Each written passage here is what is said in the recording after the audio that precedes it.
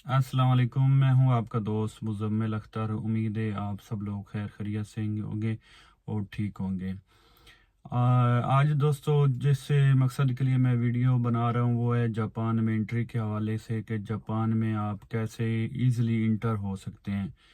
सबसे पहले मैं आपको बताता चलूं कि हमारी जो कामयाबी होती है वीज़ा हासिल करना, हम 10% उसको काउंट करते हैं जब आप वीज़ा हासिल कर लेते हैं। वीज़ा हासिल करने के बाद आपकी 90% जो कामयाबी है आपको जापान में इंटर होने से मिलती है। और इंट्री के लिए क्या क्या रिक्वायरमेंट्स हैं वो मैं आपको बताना चाहूँगा, क्योंकि जब मैंने वीज़ा हासिल किया था मेरे लिए जो बड़ी परेशानी बनी थी वो था कि मैं जापान में कैसे इंटर होऊंगा, उसके लिए मुझे क्या क्या रिक्वायरमेंट्स होंगी। मैं बहुत ही परेशान था कि अब मेरे लिए क्या होगा, वहाँ पे क्या क्या सवाल पूछे जाएंगे और कैसे कैसे मैं उसको प्रिपेयर करूँ।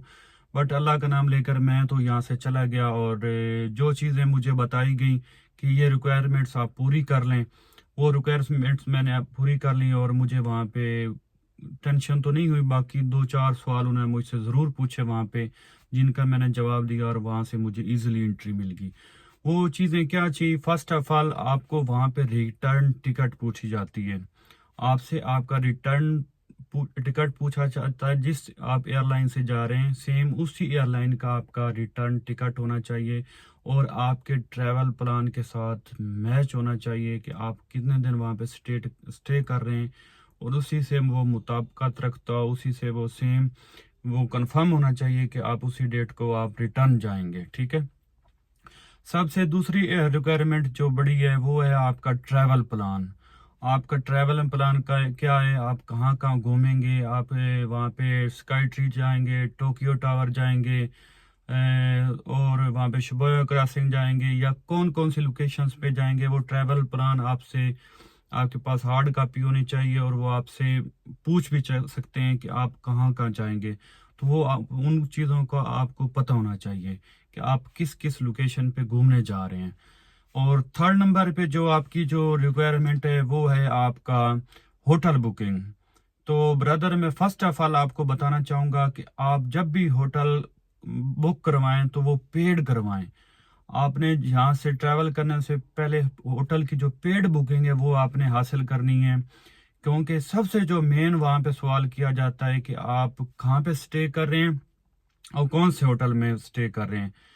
तो वहाँ पे अगर आपके पास पेड होटल बुकिंग होती है तो वो उनको कॉल भी कर सकते हैं होटल वालों को कि ये कस्टमर हैं आपके, ये जो गेस्ट हैं ये कितने दिन स्टे करें, इनकी कितनी दिन की होटल बुकिंग है। तो वो बकायदा उनको कांटेक्ट भी कर सकते हैं। तो आपके पास पेड होटल बुकिंग होनी चाहिए जो कि वो होटल वालों से कॉल करके कंफर्म कर लेते हैं। तो वो जितने दिन का भी आपका ट्रैवल प्लान है वो उससे बिल्कुल मैच होना चाहिए। सेम डेट्स में जब इंटर हो रहे हो, सेम जब आपकी एग्जैक्ट डेट है उस कंट्री से उस दिन की आपकी वो वहां से आप जो है ना वो होटल छोड़ रहे हैं तो उस डेट के साथ वो मैच होना चाहिए आपके ट्रैवल प्लान के मुताबिक। तो आपका पेड होटल बुकिंग होना चाहिए। उसके बाद आपके पास वहाँ पे किसी भी आप ट्रैवल के लिए जा रहे हैं तो वहाँ पे फर्स्ट ऑफ ऑल आपका किसी से भी वहाँ पे कांटेक्ट नहीं होना चाहिए। क्योंकि अगर आप कहेंगे कि मेरे यहाँ पे फलां जानने वाले हैं, फलां मेरे यहाँ पे दोस्त हैं, वो मुझे जानते हैं, मैं उनके पास स्टे करूंगा या मैं अपने किसी करीबी रिश्तेदार के पास स्टे करूंगा, तो वो बिल्कुल भी आपको एंट्री नहीं देंगे। क्योंकि आप ट्रैवल के लिए जा रहे हैं, विजिट के लिए जा रहे हैं, तो आप अपनी विजिट के हवाले से जो भी अरेंजमेंट है वो खुद करें। हत्ता कि आपके पास, मैं तो कहता हूँ मेरी राय है, जो मेरे कंसल्टेंट थे मुझे बताया था कि आपके पास हत्ता कि मोबाइल नंबर भी नहीं होना चाहिए किसी का, अपने फ्रेंड का। अगर वो भी है तो वो उसके हवाले से भी आपके लिए टेंशन बन सकती है। और ऐसी कोई चीज़ भी साथ ना ले जाएं किसी अपने जानने वाले दोस्त की जो आपके लिए वहां से परेशानी बने, जिससे आपका लिंक शो होता हो कि ये तो किसी के पास ठहरने वाले हैं और यहाँ पे ये ओवर स्टे भी हो सकते हैं। तो मैं बिल्कुल मशवरा नहीं दूंगा। आप जस्ट अपने ट्रैवल पे फोकस करें। आप अकेले जा रहे हैं घूमने फिरने, वहाँ अकेला रहें, अपना होटल बुकिंग कंफर्म करवाएं और अपने टाइम पे वापस आएं। तो ये आपके पास फोर्थ जो आपकी रिक्वायरमेंट है, फोर्थ तो ये है कि आपके पास शो मनी होनी चाहिए। आप किन किन जगह पे जाएंगे, आपका कितना ट्रैवल पे कितना एक्सपेंस आएगा, آپ کی پیڈ ہوٹل بکنگ یہاں سے آپ نے پیڈ لے لی، اور اس کے بعد آپ کے پاس ایکسپینس ہونا چاہیے کہ میں اتنے دن رہ رہا ہوں اور میرے پاس اس جو ٹریول پہ گھومنے کے لیے میرے پاس جو اتنا بجٹ ہے وہ میرے پاس موجود ہے، اور آپ ان کو اپنا کریڈٹ کارڈ یا ڈیبٹ کارڈ بھی شو کر سکتے ہیں کہ اس میں بھی میری اماؤنٹ موجود ہے، تو اس سے بھی میں اپنے خرچے افورڈ کر سکتا ہوں۔